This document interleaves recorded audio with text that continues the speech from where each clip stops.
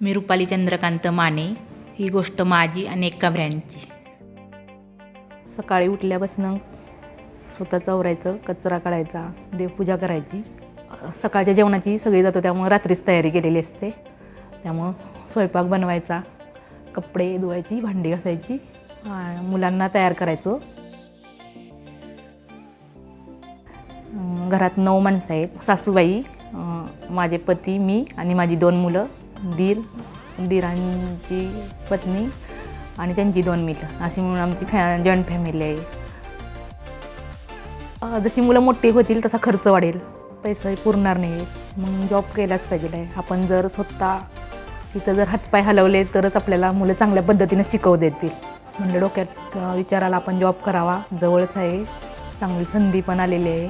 माझे मिस्टर म्हणाले तुला घर आवरून मुलांचं आवरून जॉब करायचं असेल तर कर. सासूबाई पण म्हणत्या घरातलं सगळं सांभाळून जॉब करावा लागेल, तुला जमेल तर कर.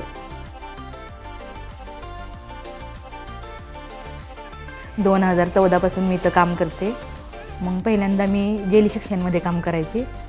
मग हळूहळू नंतर माझं काम बघून तिने सर म्हणले तुम्ही इकडे चॉकलेटमध्ये काम करा. मग ते काम बघता बघता कधी कधी मी प्रोडक्शनचं पण काम करते.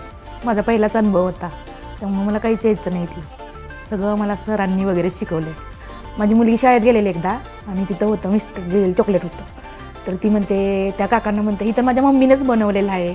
म्हणजे मुलांना पण आनंद भेटतो ना, हे माझ्या मम्मीनेच बनवलेलं आहे, हे माझ्या मम्मीच्याच फॅक्टरीतलं आहे चॉकलेट.